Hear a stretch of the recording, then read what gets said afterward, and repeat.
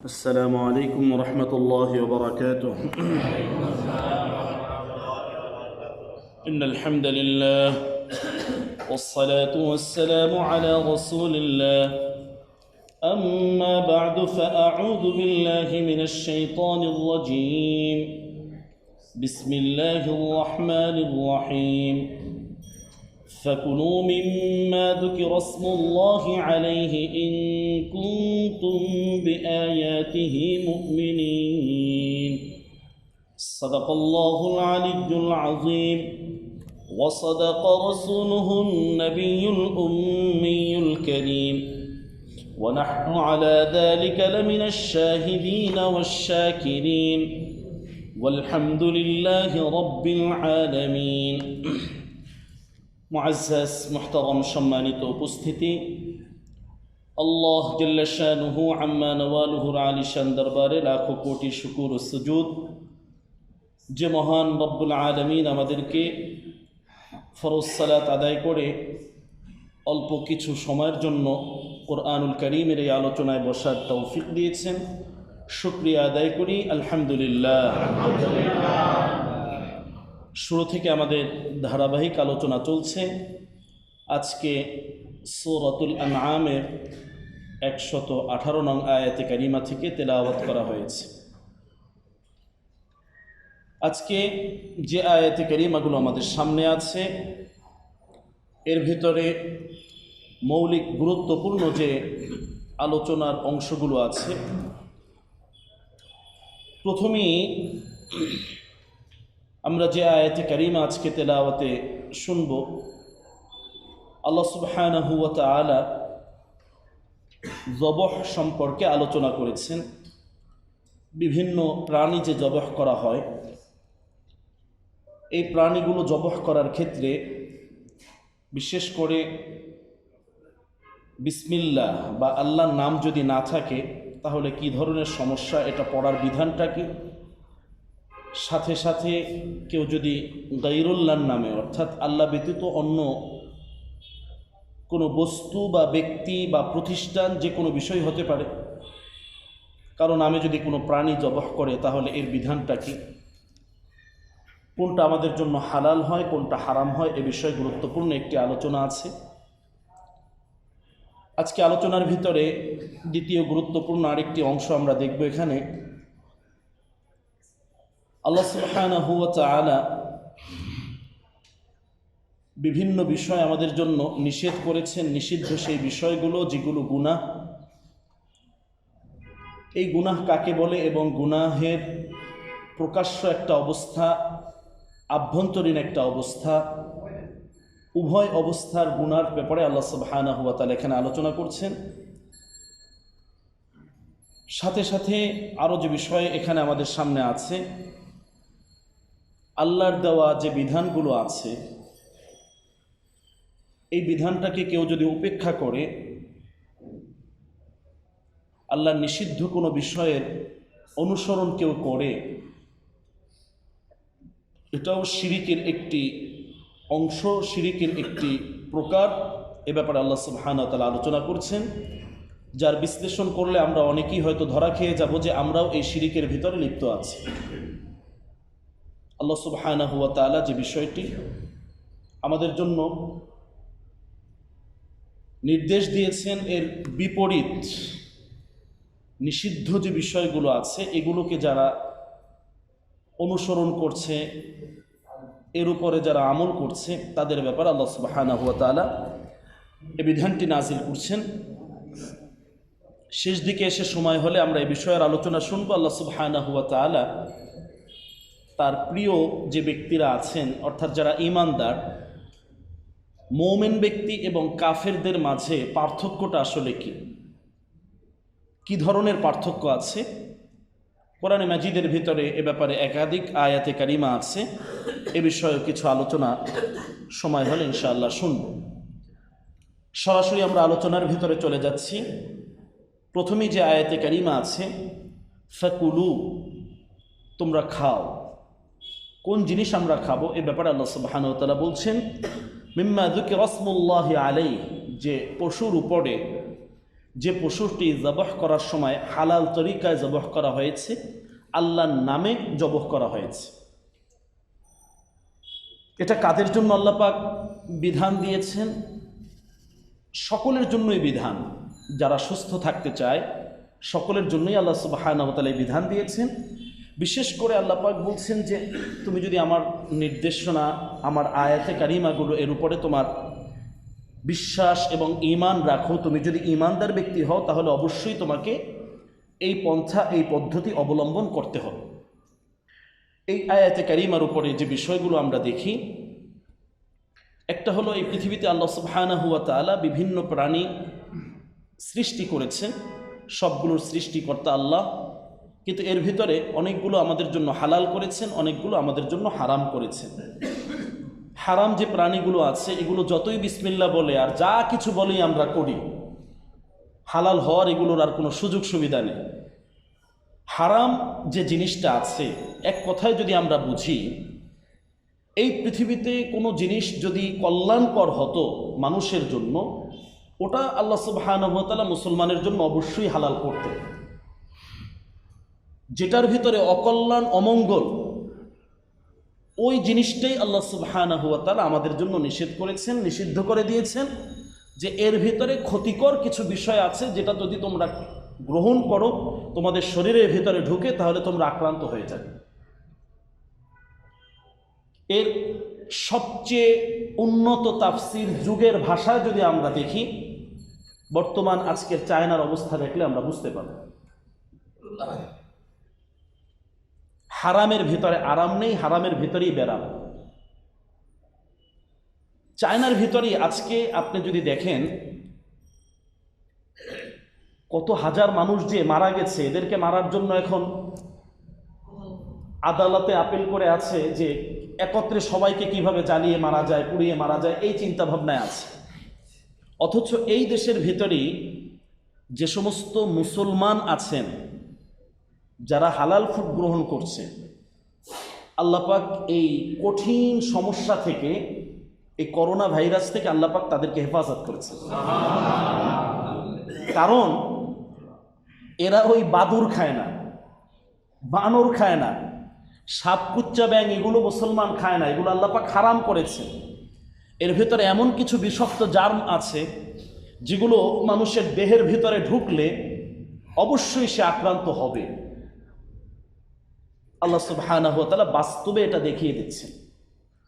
এখান থেকে এই যুগের তাফসীর যেটা, এখান থেকে গোটা মুসলিম জাতি যারা আছে, এই ইয়াকিন এবং বিশ্বাস রাখা, এই আমল করা, যে অবশ্যই আল্লাহ সুবহানাহু ওয়া তাআলা যে হালাল জিনিসগুলো রেখেছেন এর ভিতরেই বরকত রেখেছেন। হারামের ভিতরে কোনো ধরনের বরকত আল্লাহ পাক রাখেননি। বিভিন্ন সময় তো আলোচনায় অনেক সময় বলছি, দেখেন হালালের ভিতরে যে আল্লাহ পাক আসলেই বরকত রাখছেন। আমাদের দেশে বহু কুকুর আছে, এক একটা কুকুর যখন বাচ্চা দেয়, বলেন তো কয়টা করে বাচ্চা দেয়? একাধিক, 5টা, 6টা, 7টা, বিভিন্ন ধরনের, প্রতি বছরই তারা বাচ্চা দিচ্ছে। আর এর বিপরীত আপনি যদি একটা গরু দেখেন, গরু কয়টা করে বাচ্চা দেয়? একটা করে। গরু হালাল না হারাম? কুকুর হারাম। কুকুর তো আর মুসলমান আমরা কেউ খাই না। গরু প্রতিদিন কতগুলো হিসাব আছে? কোরবানির সময়, বিভিন্ন বিয়ে শাদী। আচ্ছা, গরু বাচ্চা দিল একটা, আমরা লক্ষ লক্ষ কোটি কোটি মানুষ প্রতিদিন, গরু নাই এমন কোনো এলাকা নাই, গরু জব হয়নি এমন কোনো এলাকা আমরা পাবো না। তো প্রতিদিন কতগুলো আমার হিসাব নেই, জরিপ হয়তো কেউ ওভাবে করতেও পারবে না। এত জব দেয়, কিন্তু গরুর কোনো সংকট আছে? কিন্তু কুকুর কেউ খায় না, গরুর যে পরিমাণ কুকুরকে ওই পরিমাণ আছে? মূল কথা হলো, হালাল যে জিনিসটা আল্লাহ পাক দিচ্ছেন, বাহ্যিক অবস্থায়, বাস্তবতায় যদিও সংখ্যা কম মনে হয়, কিন্তু আভ্যন্তরীণভাবে আল্লাহ পাক কুদরতিভাবে অনেক বরকত দান করবেন। হারাম এর ভিতর আল্লাহ পাক বরকত দেন। কারণ মুসলমান সারাদিন আল্লাহর ইবাদত করে, মুসলমান যদি এই বরকত না পায় অন্যকে আল্লাহ কেন দিবেন? যদি ভালো হতো মুসলমানকে বলতে ইচ্ছা মতো তোরা খা এটা। তো এই খাদ্য খাবারের ক্ষেত্রে আমাদের জন্য কিছু বাধ্যবাধকতা আছে, কিন্তু অনেক কুখাদ্য এটাও আমরা কিন্তু মুসলমানরা গ্রহণ করি।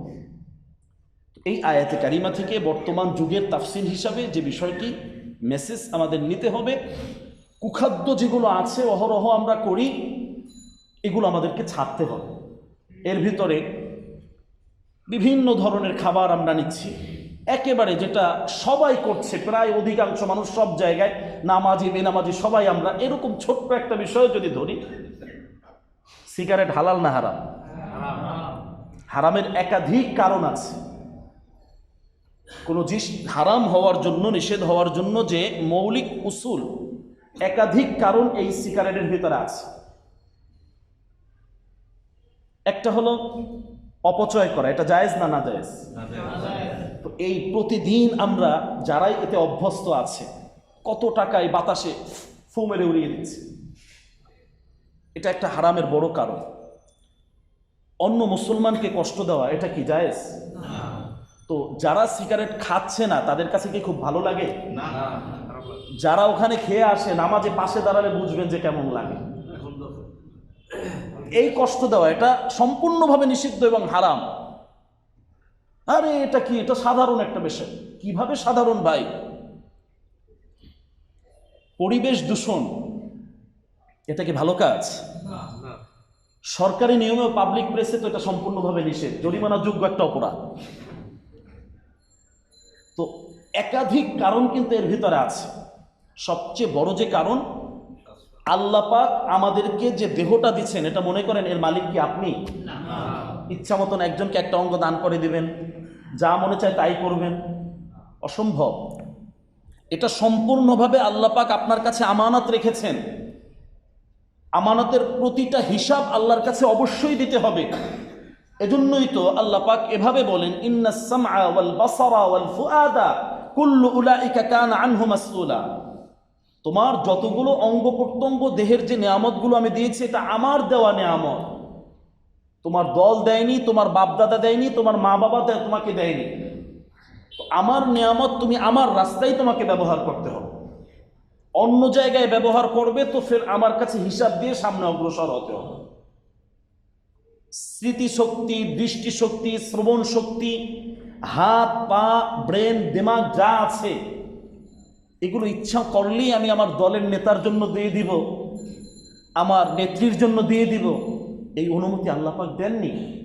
এই দেহটা আমানত, তো এটা আল্লাহর কাছে ওইভাবেই ফেরত দিতে হয়। আমানতের জিনিস খেয়ানাতের কোনো সুযোগ নেই। তো কোরআনে মাজিদে আল্লাহ পাক তো সূরা বাকারায় স্পষ্ট যেটা বললেন, ওয়ালা তুলকু বিআইদিকুম ইলা তাহলুকা, তোমরা নিজেরা নিজেদেরকে হালাক, ধ্বংসের দিকে ছেড়ে দেবে না। সিগারেট খেলে মনে হয় সুস্থ থাকে, প্যাকেটের গাটা দেখছেন তো কি লেখা আছে? আগে ছিল একটা, এখন তো এমন ভয়াবহ এক ছবি, ধূমপান মৃত্যু ঘটায়। তো আপনাকে যেটা জানিয়ে দিচ্ছে এর মাধ্যমে তোমার মৃত্যু নিশ্চিত, ওটা টাকা দিয়ে আমরা কিন্তু কিনে খাচ্ছি। এই কাজগুলো আমরা মুসলমানরাই কিন্তু করছি। এটা একটা উদাহরণ কেবল। তো হারামের ভিতরে কোনো ধরনের আরাম নেই, এটা বিভিন্ন ক্ষতিকর বিষয় ভেতরে ঢুকে, যার কারণে কিডনি, ফুসফুস, লিভার যা আছে সব শেষ। তো প্রিয় ভাই, এখান থেকে যে বিষয়টা আছে, জিনিস অল্প হোক কিন্তু হালালের ভিতরে থাকাই মুসলমানের জন্য নির্দেশ। ফাকুলু, তোমরা এটা খাও। কি খাবো? মালিক খাবো কি? আল্লাহ পাক এটাই বলছেন যে আমার যে দেয়া জিনিসগুলো আছে, হালালগুলো আছে, এগুলো খাও। এখন আসেন দ্বিতীয় বিষয়, হালাল যে সমস্ত প্রাণীগুলো আছে, এই প্রাণীটাও কখনো কখনো মানুষের জন্য হারাম হয়ে যায়, নিষিদ্ধ হয়ে যায়। কখন? যখন এই প্রাণীটা মৃত্যুবরণ করে, মারা যায়, তো ওটাকে আমরা খেয়ে ফেললাম কেটে কেটে, তো জায়েজ হবে না? মুসলমানের যে তরিকা, আল্লাহ পাক যেটা আমল শিক্ষা দিচ্ছেন, এটা হলো তোমাকে আগে জবহ করতে হবে, তার ভিতরে প্রবাহিত যে রক্তটা আছে এটা আগে বের করতে হবে। এই রক্তটা তুমি যদি বের না করো আর ওর শরীরের ভিতরে মিশ্রণ হয়, এই গোস্ত খেলে তুমি ক্ষতি আশঙ্কা আছে, তুমি অসুস্থ হয়ে যাবে। এটা মালিকের নির্দেশ। আর এই জায়গায় এসে মক্কার মুশরিকরা প্রশ্ন করছে, যারা ইমানদার নয় তারা বিভিন্ন বিষয়ে কথা বলছে। আয়াতের শানে নজুলের কিছু ইঙ্গিত গত আলোচনায় দিয়েছি। আল্লাহ রসুল সাল্লাল্লাহু আলাইহি সাল্লামের কাছে বিভ্রান্তমূলক কিছু কথা অনেক সময় ওরা বলতো প্যাচ লাগানোর জন্য। এই অভ্যাস আমাদের অনেকের ভিতরে আছে, যে আসলে আমলের নিয়ত না, জানারও নিয়ত না, একটু প্যাচ পোস লাগাই দেবো, এটাই বাস একটা আনন্দ। ওরা এসে আল্লাহ রসুলের কাছে এসে এইভাবে বলতেন যে দেখো, একই প্রাণী যদি মারা যায় তখন এটা তোমরা খাও না, আর নিজ হাতে জবহ করে ওটাকে আবার খাচ্ছ, এ কেমন আজীব ব্যাপার। এইভাবে আল্লাহ রসুলের কাছে যখন এসে ওরা বলল যে প্রাণীটা আল্লাহ পাক জান নিয়েছে, আচ্ছা ঠিক আছে, তো ওটা আল্লাহ নিয়েছে, আর একটা তুমি নিজ হাতে করলা, নিজ হাতেরটা নিজে খাও, আর আল্লাহ যেটা মেরে ফেললো ওটা তুমি খাচ্ছ না। তখন আল্লাহ পাক এই আয়াতে কারিমা নাজিল করলেন। এটা আল্লাহ পাকের বিধান। তুমি যদি মুসলমান হও, ইমানদার হও, আল্লাহর উপরে বিশ্বাস থাকে, তাহলে এর উপরেই তোমাকে আমল করতে হবে। সাথে সাথে বিজ্ঞানসম্মত বিধানও এটা, যে ওর প্রবাহিত যে রক্তটা এটা আগে ফেলতে হয়, বের করতে হয়, যখন ঠান্ডা হয়ে যায় এরপরে বাকি যে ভিতরের রক্ত অন্যান্য এগুলো ঠিক আছে। তো প্রবাহিত রক্তটা যখন যতক্ষণ পর্যন্ত না বের হয়, ওই পুরা প্রাণীটার ভিতরে বিষাক্ত একটা আলামত চলে আসে। এটা মালিকের নির্দেশ, তো এইভাবেই করা। তো এই আয়াত থেকে যে মেসেজটি আমরা নিব, আমরা হালাল গ্রহণ করব, হারামের ভিতরে কোনো ধরনের বরকত আল্লাহ পাক রাখেননি। এবং যখন আমরা বিভিন্ন প্রাণী খরিদ করি বা বিভিন্ন হালাল প্রাণীগুলো আমরা খাই, পূর্ব শর্ত হলো, এটা ওয়াজিব, যে এটা আল্লাহর নামে জব হয়েছে কিনা, জব করার সময় বিসমিল্লাহ বলা হয়েছে কিনা এটা দেখতে হবে। এখন অনেকেই আমরা ফার্মের মুরগি ড্রেসিং করে আমরা নিয়ে যাচ্ছি। মুসলমান হিসাবে একটু তাহকিকের প্রয়োজন এখানে, যে এটা আসলে জব করছে, ও তো বাস একটার পর একটা বাস মারছে তো মারছে। মুসলমান হিসাবে এই আয়াতে কারিমাকে সামনে রেখে, যে বাবা তুমি যখন এটা জবহ দাও, বিসমিল্লাহ বলে তোমাকে জবহ দিতে হবে। তো এই বিষয়টা আমরা নিজেরাও খেয়াল রাখবো। নিজেরা যদি নিজ হাতে জবহ না করি, যে করছে তাকে আগে এই বিষয়টা বুঝিয়ে বলা, এবং আমাদের খাবারটাকে হালাল রাখার জন্য এটা খুব জরুরি একটি বিষয়। অনেক সময় এই হালাল প্রাণীগুলো হারাম হয়ে যায় আমাদের উদ্দেশ্য এবং নিয়ত খারাপ হওয়ার কারণে। আপনি যখন এই প্রাণীটা আল্লাহর নামে জবহ না করে খাজা বাবার নামে করলেন, বিষয়টা ক্লিয়ার তো? আমাদের দেশে এমন হয় না? ওরসের সময় দেখবেন শত শত গরু যাচ্ছে, উট যাচ্ছে, বাস খাজা বাবার নামে চলছে, তো হুমাহুম চলছে। তো মুসলমান হিসাবে এটা তো খাবারের কোনো সুযোগ নেই আমাদের। তো কোনো ব্যক্তির নামে, কোনো পীর আউলিয়া গাউস কুতুব পীর বুজুর্গ এদের নামে, কিংবা বড় কোনো আল্লাহওয়ালা এদের নামে, এরকম কোনো ব্যক্তির নামে বা প্রতিষ্ঠানের নামে যদি কোনো প্রাণী জবহ করা হয়, তখন সেটা হালাল থাকে না। এই আয়াতে কারিমা আল্লাহ পাক মুমিনদেরকে কথাগুলো স্পেশালভাবে, বিশেষভাবে নসিহা করলেন। তুমি যদি মুমিন হও তাহলে তোমাকে এটা এইভাবে মানতে হবে। এটা একটা গুরুত্বপূর্ণ বিধান আজকে। এরপরে পরের আয়াতে আল্লাহ সুবহানাহু ওয়া তাআলা মর্মে আরো কিছু আলোচনা করছেন। এর ভিতরে গুরুত্বপূর্ণ একটি অংশ হলো ইল্লা মাত্তুরিরতুম ইলাইহি। কখনো কখনো যদি এমন হও তুমি একান্ত বাধ্য হয়ে যাও, এমন কোনো জায়গায়, এমন কোনো পরিস্থিতিতে তুমি পড়লে যেখানে কোনো ধরনের কোনো খাবারের কিছু নেই, তোমার জীবন বাঁচার জন্য কিছু খেতে হবে, কেবলমাত্র শুধুমাত্র ওই অবস্থায় আল্লাহ সুবহানাহু ওয়া তাআলা মানে এই জাতীয় কিছু প্রাণী যতটুকু প্রয়োজন ততটুকু আল্লাহ পাক বান্দার জন্য হালাল করেছেন। আচ্ছা, তোমার জীবন বাঁচার জন্য এখন দরকার একটা মৃত্যু প্রাণী আছে, বাস ওখান থেকেও তুমি হতে নিতে পারো। এটা আম কোনো বিষয় নয়। যখন বান্দা একান্ত অপারগ হয়ে যায়, এই অপারগতার ক্ষেত্রে আল্লাহ সুবহানাহু ওয়া তাআলা এইভাবে বললেন।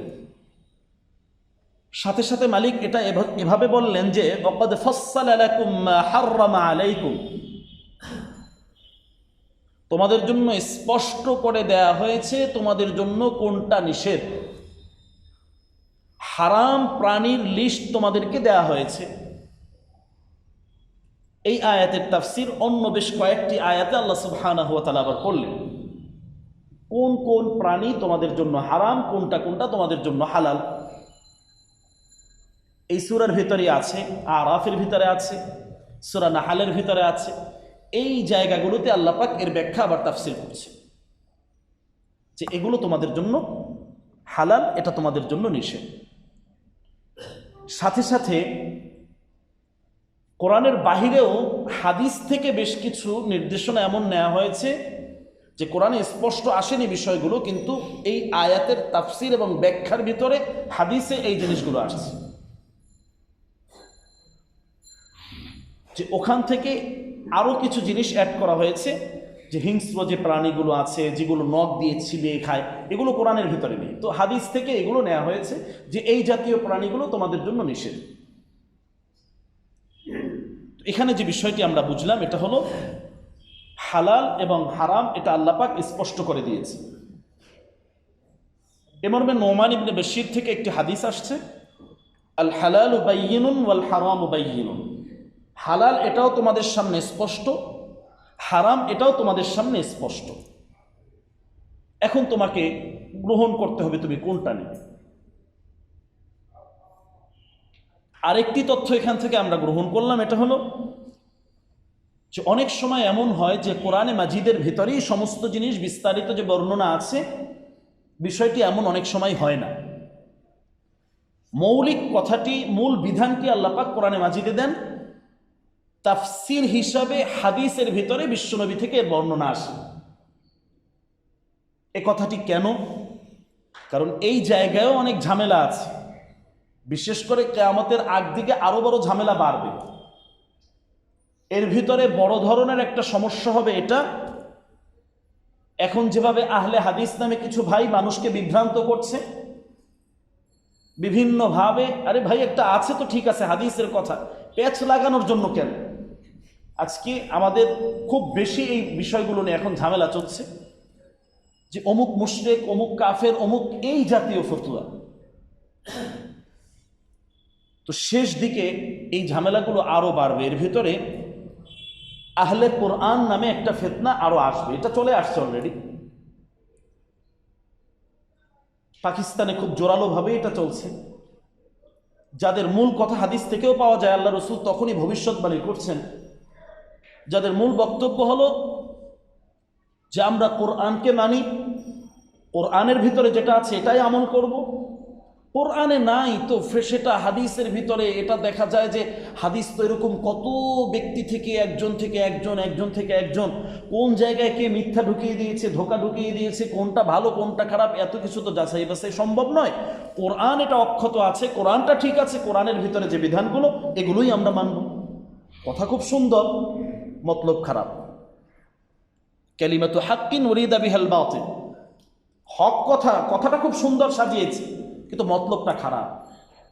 কারণ শুধু কোরআন দিয়ে কোনো মানুষ মুমিনের জীবন যাপন করতে পারবেন না, যে শুধু আমি কোরআন থেকেই নেব। যদি এটাই হয় তাহলে আপনি বলেন 2 রাকাত নামাজ আপনি কোরআন থেকে আমাকে দেখিয়ে দেন, 2 রাকাত, মাত্র 2 রাকাত নামাজ কিভাবে পড়বেন? তাকবীরে তাহলিমা, কেরাত, রুকু, এই যে সিজদা দিচ্ছেন কতক্ষণ থাকবেন, কয় তাসবিহ পড়বেন, তাশাহুদের ভিতরে কি পড়বেন, এই কোটা টোটাল এ টু জেড শুরু থেকে শেষ পর্যন্ত আপনি কোরআন থেকে দেখিয়ে দেন, সম্ভব? কোরআনে যেটা আসছে সেটা হলো আকিমুস সালাহ, নামাজ পড়ো। কোরআনে যেটা আসছে সেটা ওয়ারকাউ মা'আর রাকিন, এটা আসছে। কোরআনে সিজদার কথা আসছে, ফরজগুলো আসছে। বাকি এগুলোর পদ্ধতি, পরিমাণ, কোন জায়গায় কিভাবে, কাইফিয়াত, এটা বোঝার জন্য আকিমুস সালাহর ব্যাখ্যায় তো এটাই আল্লাহ রাসূল বলছেন যে সাল্লু কামা রাআইতুমুনি উসাল্লি, আমাকে যেভাবে নামাজ পড়তে দেখো, বিধানটা আল্লাহ পাক ওখানে দিয়েছেন, এর বাস্তব প্র্যাকটিক্যাল যেটা আছে এটা আমার থেকে তোমাদের শিখতে হবে। তো হাদিস ছাড়া একজন মানুষ মুমিনের জীবন, পূর্ণাঙ্গ ইসলাম সে ফলো করে চলতে পারবে না। তো এই একটা ভেজাল, বিভিন্ন ধরনের ফিতনার পর ফিতনা, শেষ জামানায় আল্লাহ রসুল তো এমনভাবে বলছেন যে একটা তাসবিহ তসবিহ তো চিনি সবাই, আছে তো সবার কাছে, রাখার চেষ্টা করবেন। ইচ্ছা অনিচ্ছা হলে কিছু আমল হবে, সুবহানাল্লাহ, এরপর মানে অনিচ্ছাও আমল হয়ে যায়। তো কারণ হ্যাঁ এটা লোক দেখানো, এটা লৌকিকতা না রে ভাই, এটা থাকলে যন্ত্র দ্বারা তো আপনি গুনাহের কোনো কাজ করছেন না। একবার হলেও ওটা দেখে আপনার মনে আসবে, ইয়াদ আসবে যে আমাকে সুবহানাল্লাহ পড়া দরকার। এইভাবে তো এখানেও দেখবেন কিছু আমাদের ভাই এমন ঠেস মারে কথা, এটা নাজায়েজ, এটা হারাম, এটা সেই। আরে ভাই কত মানুষ নামাজ পড়ছে না, রাস্তাঘাটে হাঁটছে, ওদেরকে একটু মসজিদে ঢুকাও। মসজিদে যারা ঢুকছে এদের সাথে এসে আরে তুমি আমিন জোরে কেন বললা না, হাত এখানে কেন বাঁধলা না, আরে ভাই সবই তো আছে, ঠেলাঠেলি মারামারির কি দরকার? যারা নামাজ পড়ছে না ওদেরকে নামাজে ফরজের দিকে আনে। যারা আছে কোনো ইমাম এগুলো বলে না যে এটা নাজায়েজ, এটা নিষেধ। হ্যাঁ, উত্তম অনুত্তম নিয়ে কথাগুলো হয়, যে কারো মতে এটা উত্তম, কারো মতে এটা উত্তম। তো উত্তম অনুত্তম ইমামরাই কখনো এটা নিয়ে কখনো ঝগড়া করে নেয়, ফাসাদ করে নেয়।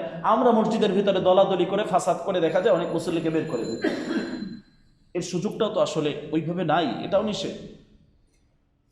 যেটা হওয়া দরকার এটা হলো মানুষকে তাওহীদের দিকে আনা, মানুষকে মূল ফরজগুলোর দিকে আনা। বাবা তুমি আসো। তো এখানে এই হাদিসের যে তাফসিরগুলো আমরা দেখি বা হাদিস দলিল হিসাবে, এটাও কোরআন সুন্নাহর গুরুত্বপূর্ণ দলিল। শুধু কোরআনের মাধ্যমে সমাধান সম্ভব নয়, কোরআনের ভিতরে আল্লাহ পাক সংবিধান হিসাবে অনেক কিছু মৌলিকভাবে বলে দিয়েছেন। এর তাফসির, এর ব্যাখ্যা, এটা হাদিস থেকে অবশ্যই আমাদেরকে নিতে হবে যদি সঠিক ইসলাম আমরা আমল করতে চাই, পালন করতে চাই। তো এই আহলে কোরআন যারা, এদের বক্তব্য অনুযায়ী দেখা যাবে অনেক ইবাদত এটা আর করতে হবে না, করা লাগবে না, বাস কোরআনে নাই তো মানবো না। এই ভেজালের ভিতরে, ফিতনার ভিতরে অনেকে পড়ে যাচ্ছে। এজন্যই ওলামায়ে কেরামের সাথে থাকা, তাদের পরামর্শে চলা, যে কোন জায়গায় কে কোনভাবে আমার ইমানটাকে চুরি করছে আমি নিজেও বুঝবো না। এক একজন এক একভাবে দাওয়াত দেয়, আর প্রত্যেকটা ব্যক্তি তার ওই দিন নিয়ে, ইমান নিয়ে সে সন্তুষ্ট। কুল্লু হিজবিন বিমা লাদাইহিম ফারিহুন, ওর কাছে যা আছে ওই নিয়ে খুব আনন্দিত। তো শেষ অবস্থায় আল্লাহ রসুল যেটা বলছেন এটা হলো এই তাসবিহ, এটা যখন সুতাটা ছিঁড়ে যায়, মনে হয় খুব আস্তে আস্তে দানাগুলো পড়ে, তাই না? এক এক মিনিট পর পর এক একটা পড়ে। বিশ্বনবী এটাই বুঝিয়েছেন যে দেখো যখন তসবির সুতাটা ছিঁড়ে যায়, যেভাবে তসবির দানাগুলো মুহূর্তের ভিতরে সব পড়ে যায়, তোমরা যে যুগে এখন আছো এই কিয়ামতের আগে এইভাবে তোমাদের উপরে ফিতনাগুলো চলে আসবে। এত দ্রুতগামী, একটা থেকে ওঠার আগে আগে আর একটা চলে আসবে, ওটা থেকে বের হতে হতে আর একটার ভিতরে পড়ে যাবে, এইভাবে ফিতনা চলে আসবে। ইমান রাখাটা তখন বড় মুসিবত, মানে এমন কষ্টের একটা বিষয়। বিশ্বনবীর হাদিসগুলো যদি আমরা দেখি, হাতের উপরে কয়লা রাখাটা অনেক সহজ হবে। কয়লা তো চিনি আমরা, লাকড়ি জ্বালানোর পরে যে আগুনের সেই জ্বলন্ত আঙ্কার কয়লা যেটা আছে, এইটা হাতের উপরে রাখা সহজ হবে, কিন্তু ইমান রাখাটা এর চেয়েও কঠিন হয়ে যাবে। বিষয়টা বুঝেন?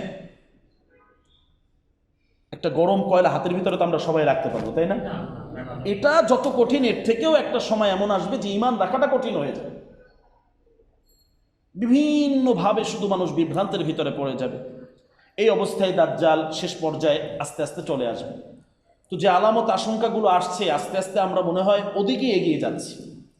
গাজওয়ে হিন্দের একটা আলামত এর স্পষ্ট হয়ে প্রকাশ্য চলে আসছে। কিয়ামতের আগে গাজওয়ে হিন্দের একটা কথা আল্লাহ রাসূল তখন বলেছেন, ইন্ডিয়া থেকে এই বিষয়টা আসবে। তো এখন বর্তমান মুসলমানদের যে অবস্থা বোঝা যাচ্ছে, নিশ্চিত একটা ভয়াবহতার দিকে আমরা ঢুকে যাচ্ছি।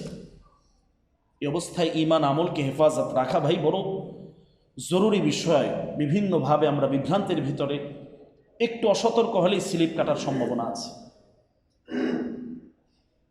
এই আয়াতে কারিমে আল্লাহ সুবহানাহু ওয়া তাআলা যেটা বললেন এটা হলো ফাসসালা লাকুম, তোমাদের জন্য সব তাফসীল করে দিলাম। এই তাফসীলটা কোথায় পাবো? কোরআনের ভিতরে সব পাবো না, অনেকটা হাদিস থেকে আমাদেরকে নিতে হবে। অনেক মাসআলা এমন আছে যেটা হাদিসের ভিতরেও আমরা ওইভাবে পাবো না, পরবর্তীতে আসছে। সেটা কোথায় পাবো? ইজমায়ে উম্মাহ, ওলামায়ে কেরামের ইজমার যেটা আছে এটার ভিতরে আমরা পাবো। অনেক সময়, এটা মৌলিক কথাটা আমি বলে দিই, অনেক সময় দেখা যায় ইজমায়ে উম্মতের ভিতরেও এটা নেই। তখন কোরআনের কোনো বিধান, হাদিসের কোনো বিধান, ওটার উপরে ভিত্তি করে কিয়াস করে এই মাসআলাগুলো আসবে। তো এইভাবে শরীয়তের দলিল চারটা বলা হয়েছে। কয়টা? চারটা। কোরআন, সুন্নাহ, ইজমা, কিয়াস। এর ভেতরেই যে কোনো মাসআলা, যে কোনো বিষয় আমাদেরকে বুঝতে হয়। এখন অনেক আহলে হাদিস বন্ধু তারা আবার শেষের দুইটা মানবে না, এটার দরকার কি? যদি দরকার কি হয়, তাদের কাছেও একই কথা রে ভাই। আপনি 2 রাকাত নামাজ শুধু কোরআন সুন্নাহ দিয়ে আপনি বুঝিয়ে দেন। আপনি যে বললেন ফরজে কিফায়া, এইটার এই নাম দিলেন, এইটা সুন্নত, এইটা মুস্তাহাব, এটা কি কোনো হাদিসের ভিতরে আছে যেটা মুস্তাহাব, এইটা সুন্নত, এইটা ফরজ?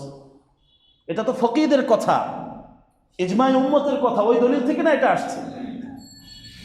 এগুলো হলো কিছু আভ্যন্তরীণ জরুরি কথা। অনেক সময় দেখা যায় আমাদের সামনে না থাকার কারণে বিভিন্ন বন্ধু অনেক সহজ কথা দিয়ে বিভ্রান্তের ভিতরে ফেলে দেয়। তো ওলামায়ে কেরামের কাছে আসলে তো আলহামদুলিল্লাহ তাদের কাছে এই বিষয়ে চান্স পায় না, অন্য মানুষদেরকে বিভিন্নভাবে বিভ্রান্ত করে। এই ফিতনাগুলো চলছে, ফিতনা থেকে বাঁচা এটাও আমাদের জন্য জরুরি। এই আয়াতের ভিতর আল্লাহ সুবহানাহু ওয়া তাআলা এটাই বলছেন, কাসীরান, যে এমন তোমাদের ভিতর অনেক মানুষ আছে, লা ইয়াযিল্লুন, যারা তোমাদেরকে পথভ্রষ্ট করে দেওয়ার জন্য চেষ্টা করবে, সঠিক পথ থেকে অন্যদিকে নিয়ে যাবে। মক্কার ভিতরেও মুশরিকরা করছে, মদিনায় আসার পরেও ইহুদি অন্য যারা আছিল তারাও এইভাবে আল্লাহ রসুলকে এবং মুমিনদের বিভিন্ন সময় ষড়যন্ত্র তারা করেছে। এই ঘটনাগুলোর ভিতরে এর স্পষ্ট প্রমাণ যে ওদের আসলে উদ্দেশ্য ভালো ছিল না, একটা প্যাচ লাগানো, যে দুটোটা প্রাণী দুটোটাই মারা গেল, একটা খাচ্ছ আর একটা খাচ্ছ না। এই প্রশ্নের উত্তরে আল্লাহ সুবহানাহু ওয়া তাআলা এই আয়াতে কারিমাগুলো নাযিল করলেন। এরপরে আসেন আল্লাহ সুবহানাহু ওয়া তাআলা বলেন, ইন্না রাব্বাকা হুয়া আ'লামু বিল মু'তাদিন। আল্লাহ সুবহানাহু ওয়া তাআলা এভাবে বললেন, মুহতাদিন, কারা সঠিক পথে আছে, হেদায়েতের উপর আছে, তাদেরকেও আল্লাহ চিনেন। আর যারা পথভ্রষ্টতার ভিতরে গিয়েছে, গোমরাহের ভিতরে গিয়েছে, যাদের ভিতরে অজ্ঞানে অনেক বেশি কাজ করছে, তাদেরকেও আল্লাহ পাক ভালোভাবে চিনেন। এখানে চূড়ান্ত একটা সতর্কবার্তা আল্লাহ সুবহানাহু ওয়া তাআলা দিচ্ছেন যে তুমি এখন একটা কাজ করবে আর ব্যাখ্যা করবে অন্য ধরনের, আল্লাহর কাছে গিয়ে বলবে যে আল্লাহ আমি তো ওর ভিতরে ছিলাম না, আমি ওটা জানতাম না। আল্লাহ পাক বলেন, দেখো আমি সব জানি। হুয়া আ'লাম, সবচেয়ে বেশি আল্লাহ পাক জানেন। দিলের খবর আমরা কেউ কারোটা জানি না। পৃথিবীতে এমন কোনো মেশিন এই পর্যন্ত আবিষ্কার হয় না যে মানুষের দিলের খবরটা বলে দেবে যে এই মুহূর্তে সে কি চিন্তা করছে। কিন্তু এটা কে জানেন? আল্লাহ। হুয়া আ'লাম, তিনি সবচেয়ে বেশি জানেন তোমাদের কোনটা গোপন করছো, কোনটা প্রকাশ করছো। আল্লাহ সুবহানাহু ওয়া তাআলা এই আয়াতে কারিমার ভিতরে যারা ভ্রষ্টতার মাঝে চলে গিয়েছে, সীমা লঙ্ঘনের ভিতরে চলে গিয়েছে, এদের ব্যাপারে আল্লাহ সুবহানাহু ওয়া তাআলা চূড়ান্ত একটা সতর্ক বার্তা দিলেন। আজকে আলোচনার দ্বিতীয় অংশ, আল্লাহ সুবহানাহু ওয়া তাআলা এই আয়াতে কারিমায় আমাদেরকে গুরুত্বপূর্ণ একটা নির্দেশ দিচ্ছে, ওয়াদারু যাহিরাল ইসমি ওয়া বাতিনা। এটা সকল মুসলমানের জন্য নির্দেশ। যত ধরনের গুনাহ আছে, সেটা গোপন হোক কিংবা প্রকাশ্য হোক, সবগুলো তোমাদেরকে ছেড়ে দিতে হবে। কথাটা তো আল্লাহ সুবহানাহু ওয়া তাআলা। এখন আমরা নিজেরা নিজেদেরকে যদি একটু দেখি যে আসলে সব গুনাহ আমরা ছাড়তে পারছি কিনা। যদি না পারি, এটা অবশ্যই ছাড়া উচিত। কারণ এটা কোনো ব্যক্তির বর্ণনা নয়, কোনো বাংলা চটি বইয়ের গল্প নয়, এটা আহকামুল হাকিমিন রব্বুল আলামিনের সরাসরি নির্দেশ আপনার আমার, আমাদের প্রত্যেকের কাছে।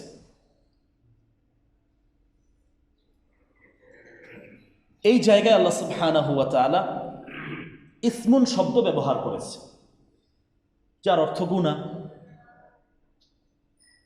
গুনাহ এখন অনেক সময় দেখা যায় আমাদের এলাকায় তো গুনাহ বলে যারা বেড়া বাঁধে বিভিন্ন জিনিস, কারণ গুনাহ দ্বারা আমরা আবার কি বুঝি? এই গুনাহ না। গুনাহ কাকে বলে? এখন এটার ব্যাখ্যা হাদিস থেকে আমাদের নেওয়া দরকার। যে জিনিসটা তোমার অন্তরের ভিতরে খটকা সৃষ্টি করে, সংক্ষিপ্ত পরিচয়টা, যে জিনিসটা অন্তরের ভিতরে খটকা সৃষ্টি করে, যেটা করা ঠিক হবে না, দিলের ভিতরেই একটা ধাক্কা দেয়। আউয়ালান ইস্তাফতি কলবাক, সর্বপ্রথম তুমি তোমার দিলের কাছে, মনের কাছে ফতোয়া জিজ্ঞেস করো। দিল তোমাকে সঠিক কথা বলবে যে এটা করা যাবে, এটা করা যাবে না, এটা করা উচিত, এটা করা অনুচিত। দিল তোমাকে বলবে। একটা চোর, সে যে চুরি করে, তার দিলকে যদি জিজ্ঞাসা করে যে আমি চুরি করব কি করব না, তার দিল কি উত্তর দেবে? না। যদি হতো তাহলে তো প্রকাশ্যই সে করতো, কোনো ধরনের ভয় তার ভিতরে থাকতো না। গোপনে গোপনে, তার মানে দিল ওটা সাপোর্ট দিচ্ছে না। তো প্রতিটা মানুষের দিলের ভিতরে আল্লাহ পাক এই বুঝ দিয়েছেন, ফেরেশতাদের গুরুত্বপূর্ণ একটা অংশ আছে, কারিনুম মিনাল জিন্নি ওয়া কারিনুম মিনাল মালাইকা। তো মানুষ ভালো হওয়ার জন্য তার দিল থেকে প্রস্তুত হওয়াটাই তার জন্য যথেষ্ট, যে আমি ভালো হব। এরপরে তার ভালো হওয়ার জন্য কি, তার দিলই বলবে তুমি এইভাবে করো, এইভাবে করো, এর ভিতরেই তোমার জন্য কল্যাণ। তো যে জিনিসটা মানুষকে খটকার ভিতরে নিয়ে যায়, দিলের ভিতরে একটা ধাক্কা দেয়, যেটা করা উচিত না, এই জায়গায় কোনো সমস্যা আছে। এটাই গুনাহের একটা প্রকার, একটা অন্তর্ভুক্ত। তো আল্লাহ সুবহানাহু ওয়া তাআলা এই জায়গায় আমাদেরকে বললেন গুনাহ ছাড়তে হবে। সূরা আরাফের অন্য জায়গায় আমরা যদি দেখি, আল্লাহ পাক বলছেন ইন্নামা হাররামা রাব্বিয়াল ফাওয়াহিশ মা যাহারা মিনহা ওয়া মা বাতান।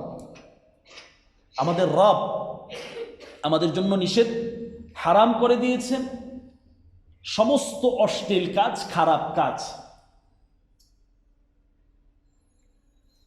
এখন এটা আবার দুই ধরনের, মা যাহারা যেটা প্রকাশ্য, অমা বাতান যেটা গোপন। এর ব্যাখ্যা কি? তাফসীরের ভিতরে অনেকগুলো আলোচনা আছে। মূল কথা হলো বাহ্যিক অঙ্গ প্রত্যঙ্গের সাথে যে গুনাহগুলো জড়িত, অঙ্গ প্রত্যঙ্গের সাথে, এগুলো হলো প্রকাশ্য গুনাহ। দিলের সাথে, অন্তরের সাথে, ভিতরগতভাবে দিল ব্রেন খাটিয়ে ওইটা করা দরকার, এই জাতীয় যেগুলো আছে, এটা হলো তার আভ্যন্তরীণ ভিতরের গুনাহ।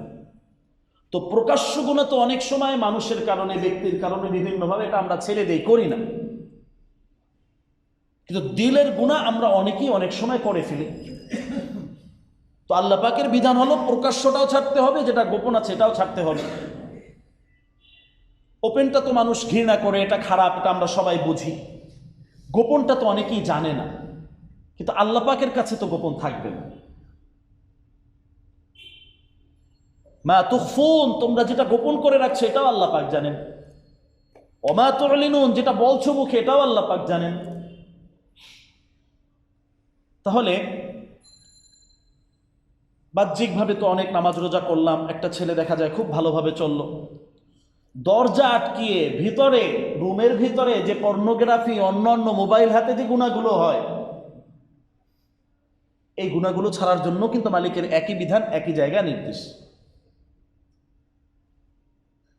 তো আজকে অনেক মানুষ এমন যে বাহ্যিকভাবে আলহামদুলিল্লাহ অনেকেই আমরা একটু ভালো থাকার চেষ্টা করি, তো ভিতরগতভাবে অনেকগুলো গুনাহ আমাদের আছে। তাফসীর এখানে আরেকটি কথা আসছে, এটা হলো দিলের কিছু গুনাহ আছে, দিলের কিছু রোগ আছে। হিংসা করা, এটা বাহ্যিক কোনো, এটা দিল থেকে মানুষের আসে। অন্যের ভালো দেখতে না পারা, এই জাতীয় যে এগুলো ছাড়তে হবে। সাথে সাথে এই আয়াতের নির্দেশের ভিতর এটাও আছে, আকীদাগত যে সমস্ত ভুল ভ্রান্তিমূলক বিশ্বাস, এগুলো ছেড়ে তোমাকে স্বচ্ছ আকীদার উপরে, তাওহীদের উপরে আসতে হবে। এই জায়গায় আমরা অনেক মুসলমান ধরা খেয়ে আছি। আকীদার গোপন আভ্যন্তরীণ যে গুনাহগুলো, আমার পীর আমাকে জান্নাত পর্যন্ত পৌঁছিয়ে দেবে, এটা কিন্তু বাহ্যিক গুনাহ না, এটা তার অন্তরের ভেতর আভ্যন্তরীণ গুনাহ। তো এরকম অনেক গুনাহের উদাহরণ লিস্ট আমাদের সামনে আছে। তো সব ধরনের গুনাহই ছাড়া, তাফসীর এখানে আরেকটি তাফসীর এমন ভাবে আসছে, একজন মানুষ সালাত আদায় করলো না, এটা তার প্রকাশ্য গুনাহ, তো এটা ছাড়তে হবে, অর্থাৎ তার সালাত পড়তে হবে। আর একজন মানুষ সালাত আদায় করলো, তো সালাতের ভিতরে পুরো 2 রাকাত হোক, 3 রাকাত, 4 রাকাত, এই আউয়াল সে আখের এ টু জেড পুরা সময় নামাজের ভিতরে তার কোনো মনোযোগ নেই। একবার দোকানে, একবার মার্কেটে, একবার চট্টগ্রাম, আর একবার সিঙ্গাপুর। এমন তো মনে হয় আমাদের কারোই হয় না, হয়? এটা হলো ভিতরগত গুনাহ। তো আমরা মনে করি যে না, আমি তো আল্লাহওয়ালা মানুষ, বুজুর্গ মানুষ, আমার তো কোনো, দেখেন ঝামেলা কিন্তু রয়েই গেল। তো এই নামাজের ভিতরে দিলটাকে বাধা, এটা হলো তার ভিতরগত গুনাহটাকে ছেড়ে দেওয়া। তাকবীরে তাহরিমা থেকে সালাম পর্যন্ত, পুরা শুরু থেকে শেষ পর্যন্ত যদি কোনো বান্দা একাগ্রতার সাথে মনোযোগ সহকারে 2 রাকাত নামাজ পড়তে পারে, হাদিসের ভিতরে আসছে তার জন্য জান্নাত আল্লাহ পাক ওয়াজিব করে দেন। কত বড় নিয়ামত এবং পুরস্কার! আল্লাহ পাক ধ্বংসের যে কথা বলছেন, আল্লাযীনা হুম আন সালাতিহিম সাহুন, যারা নামাজের ব্যাপারে উদাসীন, নামাজের ভিতরে ঢুকেও নামাজের ভিতরে আছে, হিসাব নিকাশ সব মাথার ভিতরে, সব ক্লিয়ার করছে, তাদের ধ্বংসের ব্যাপারে আল্লাহ পাক তো স্পষ্ট বলছেন। এই আয়াতে কারিমার তাফসীর ওটাই যে মা যাহারা মিনহা ওয়া মা বাতান, প্রকাশ্যটা তো সবাই দেখি, সবার চোখের সামনে, বাতেন এটা একমাত্র আল্লাহ পাকই দেখেন। এই জায়গায় আল্লাহ পাক খুব সতর্কতার সাথে যে এই ভিতরগত ছোট্ট ছোট্ট কিছু গুনাহ আছে, এটা সবাই কম বেশি দেখা যায় জড়িয়ে যায়, তো সবাইকে মিলিয়ে এই গুনাহগুলো ছাড়া উচিত। বড় গুরুত্বপূর্ণ বিষয়। তো আজকে দেখা যায় আমাদের যুব সমাজকে আমরা দোষ দেই অনেক সময় যে বিভিন্নভাবে, হ্যাঁ তোমরা এই গুনাহগুলো করছো, এটা অপরাধগুলো করছো। তো আমরা নিজেরাও অনেক বড় আল্লাহওয়ালারা যে কত বড় গুনাহের ভিতরে, কত গুনাহের ভিতরে জড়িত, কিন্তু মানুষের ভুল ধরার জন্য আমরা বড় ওস্তাদ। আরে তুমি এটা করছো, তুমি এটা করছো। আমার নিজের সংশোধন এটা আমার নিজেকে করতে হবে। কেন? আল্লাহ পাক এখানে বলছেন ইন্নাল্লাযীনা ইয়াকসিবুনাল ইসমা, যারা এই গুনাহগুলো অর্জন করে নিজের ফাইলের ভিতরে, আমল নামার ভিতরে নিয়ে আসছো, সাইয়ুজজাউন, তোমাদের সবাইকে কিন্তু ওই আমল হিসাবেই প্রতিদান পুরস্কার দেওয়া হবে। এখন আমলের ফাইলের ভিতরে যদি তোমার গুনাহ থাকে তাহলে তিরস্কার, গুনাহ মুক্ত যদি ফ্রেশ হয়, সুন্দর হয়, তাহলে পুরস্কার। কত গুরুত্বপূর্ণ বিষয় আল্লাহ সুবহানাহু ওয়া তাআলা এখানে আমাদেরকে বললেন। তাহলে সাইয়ুজজাউনা বিমা কানু ইয়াকতারিফুন, এরপরে আল্লাহ সুবহানাহু ওয়া তাআলা আবার ওই প্রাণী জবহ করার বিধান নিয়ে এখানে আলোচনা করছেন। পরের আয়াতে ওয়ালা তাকুলু মিম্মা লাম ইউযকার ইসমুল্লাহি আলাইহি, যে প্রাণীর উপরে আল্লাহর নাম বলা হয়নি, পবিত্র করা হয়নি, ওই প্রাণীকে তোমরা খাবে না। দেখেন, এই পৃথিবীতে সব জায়গায় কম বেশি আল্লাহ পাক তার নিজস্ব কুদরত এবং ক্ষমতা, তার সম্পূর্ণ আল্লাহের এলাহিয়াতের বর্ণনা সব জায়গায় আল্লাহ দিয়ে রেখেছে। হয়তো আমরা অনেক সময় বুঝি, অনেক সময় বুঝি না। আল্লাহ তার কুদরতের পূর্ণ বর্ণনা আল্লাহ পাক দিয়ে রেখেছেন। ইচ্ছা করলে মানুষ যে মুছে ফেলবে, ইচ্ছা করলে মানুষ সব হারিয়ে ফেলবে, না, সম্ভব নয়। এমনভাবেই আল্লাহ পাক দিয়েছে। এখন এই প্রাণীটা তুমি জব করবে, সেখানেও তোমার আল্লাহর নামটাই লাগবে। আল্লাহর নাম ছাড়া তুমি চলতে পারবে না। জন্মের সময় যেভাবে আল্লাহর নাম নিয়ে তুমি দুনিয়ায় এসেছো, মৃত্যুর সময় তোমাকে ওইভাবেই বিসমিল্লাহ বলে পাঠানো হচ্ছে। পৃথিবীতে যতদিন চলবে ওই আল্লাহর নাম নিয়ে তোমাকে চলতে হবে, আল্লাহর গোলাম হয়ে যদি তুমি থাকতে চাও।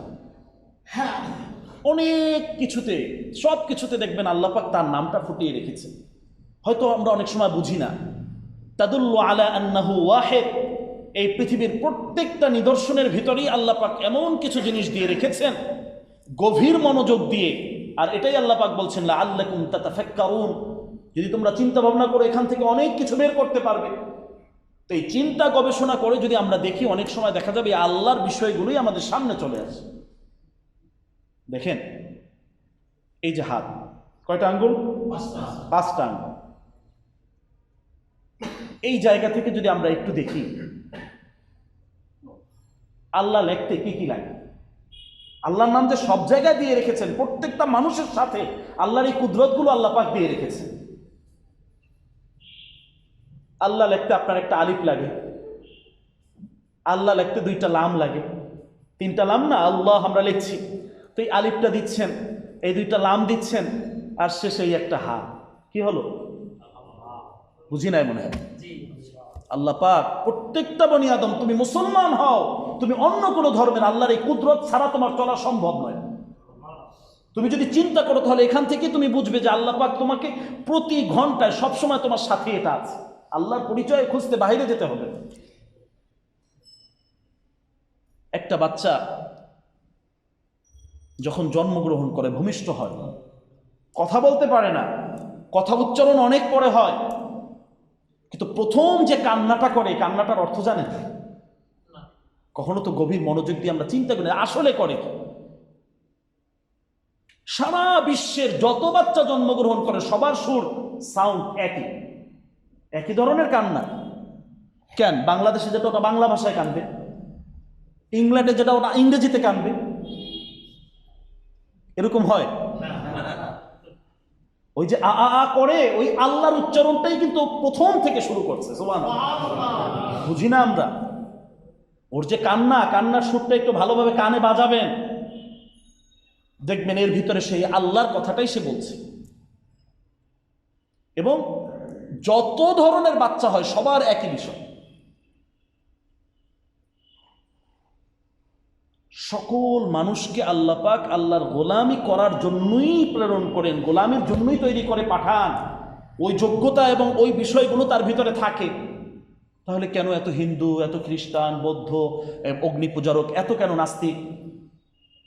এর উত্তর হাদিস থেকে এভাবে পাওয়া যায়, কুল্লু মাউলুদ ইউলাদু আলাল ফিতরা ফাআবাওয়াহু ইউহাউইদানিহি আও ইউনাসসিরানিহি আও ইউমাজ্জিসানিহি। প্রতিটা বনি আদমের সন্তান আল্লাহকে মানার যোগ্যতা নিয়ে পৃথিবীর বুকে আসে। হিন্দু তার বাবা বানায়, খ্রিস্টান তার বাবা বানায়, তার ফ্যামিলি তাকে অগ্নি পূজারক বানায়। ওকে ওই অবস্থায় যদি ছেড়ে দাও, সে আল্লাহকে চিনবে। আকাশের দিকে তাকাবে, ওই যে তারকা, লক্ষ লক্ষ তারকা, একটু চিন্তা করেন, এই যে তারকাটা আছে কয়টাই থাকে বলেন তো? পাঁচটা। বোর্ড থাকলে আমি দেখাতে পারতাম। ওই জায়গায় আপনি যদি একটু ভালোভাবে দেখেন, এই যে দাগগুলো দেয়া থাকে, একটা দাগ এভাবে যদি দেখেন, এখানে 7 লেখা আছে। এরপর এখান থেকে এটা যেটা আসছে 8 লেখা আছে। এরপর এখান থেকে এটা যেটা মিশছে এখানে 6 লেখা আছে। কত হলো? 786। এর আক্ষরিক ব্যাখ্যায় যেটা আসে, কি আসে? বিসমিল্লাহ। আক্ষরিক ব্যাখ্যা যেটা আসে, এই শব্দগুলোর ব্যাখ্যার মান নিয়ে এটার মাধ্যমে যেটা আসে সেটা হলো বিসমিল্লাহ। আপনি আকাশের দিকে তাকালে ওখানেও তো আল্লাহ পাক আল্লাহর পরিচয় দিয়ে রেখেছে। দেখো তুমি তোমার কাজগুলো তুমি কিভাবে শুরু করবে। বুঝেন না? প্রতিটা ক্ষেত্রে আল্লাহ পাক আল্লাহ এবং তার রসুলকে দিয়ে রেখেছেন বান্দার ভিতরে। এছাড়া তোমার উপায় নেই বান্দা। আমরা যে সালাতে দাঁড়াই নামাজের ভিতরে, এখানের যে দৃশ্যগুলো আছে, বান্দার দায়িত্বগুলো কি, আল্লাহকে কেন চিনবা না তুমি, এখানে যদি একটু চিন্তা করেন, এক কথায় বসেন,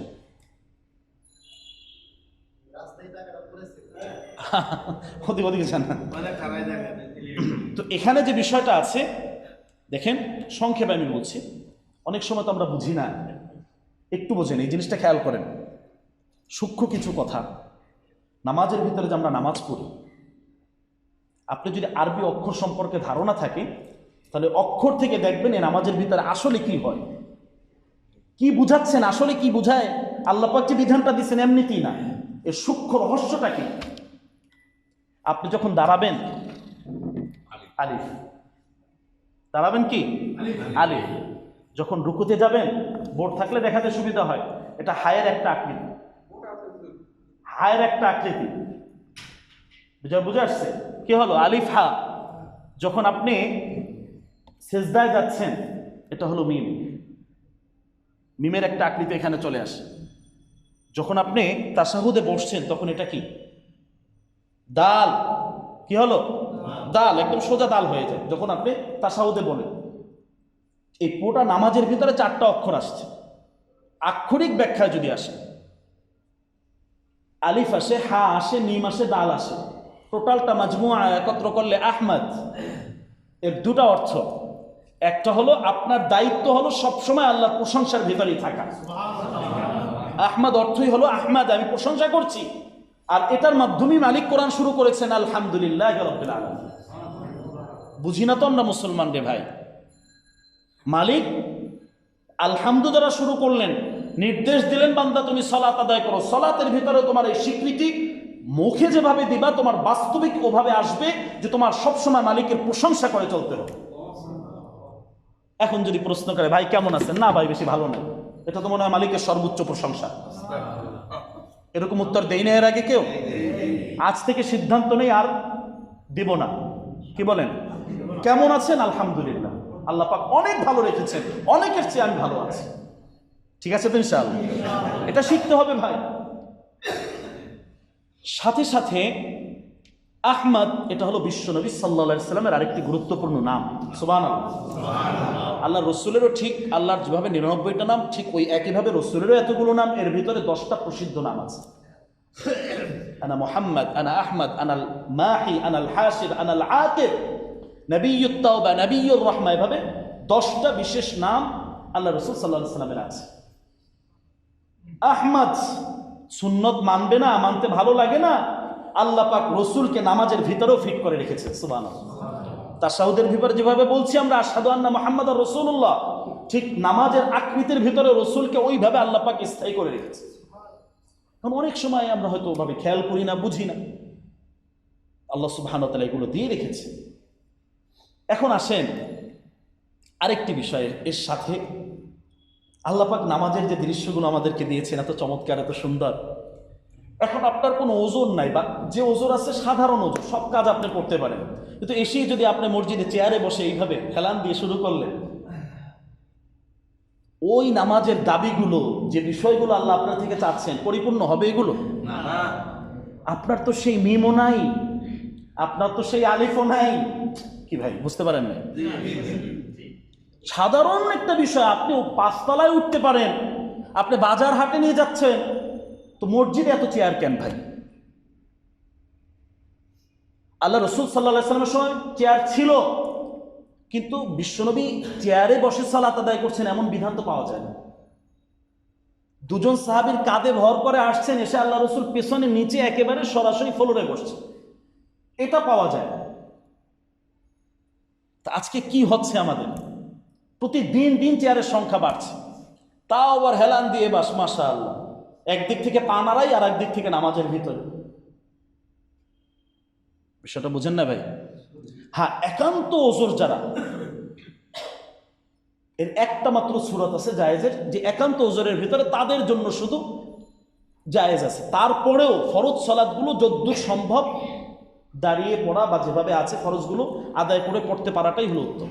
তা আমাদের এখন অনেকেরই দেখা যায় সমস্ত সব কিছু ঠিক আছে, মসজিদে আসলে এই খাদেম, মুয়াজ্জিন চেয়ার কই? আরে ভাই, কি তোমার চেয়ার রাখার জন্য কি মুয়াজ্জিন খাদেম নাকি? এমন এক ভাব নিয়ে আমাদের অবস্থায়, হায় সর্বনাশ, কি অবস্থায় আমরা আছি। এজন্য প্রিয় ভাই, আল্লাহ পাক তার কুদরত সব জায়গায় ছড়িয়ে ছিটিয়ে রেখেছেন, আমরা নিতে পারি না, বুঝতে পারি না। আমার হাতের দিকে তাকালেও আমি মালিককে দেখি, অফি আনফুসিকুম আফালা তুবসিরুন, দেহের দিকে তাকালেও মালিককে দেখি।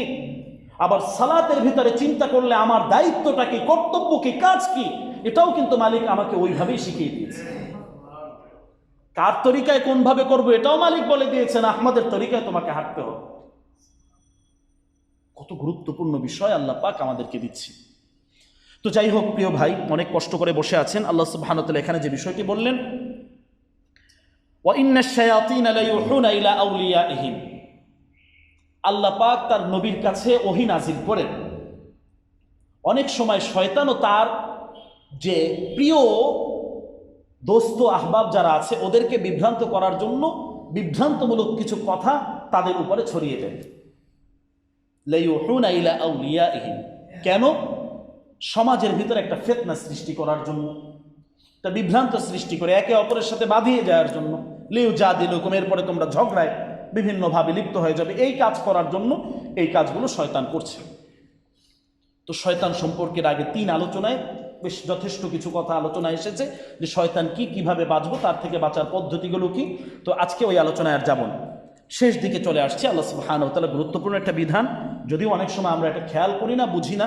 আল্লাহ সুবহানাহু ওয়া তাআলা বলছেন, ওয়াইন আতাতুমুহুম ইন্নাকুম লামুশরিকুন, আল্লাহ পাক যে জিনিসগুলো তোমাদের জন্য হালাল করেছেন এই হালালটা বাদ দিয়ে যেটা নিষেধ করেছেন এটার অনুসরণ বা ওই কথাগুলো যদি তোমরা ফলো করো, তাহলে কিন্তু শিরিকের বড় একটা অংশ, অর্থাৎ তুমি লামুশরিকুন, মুশরিকদের অন্তর্ভুক্ত হয়ে যাচ্ছে।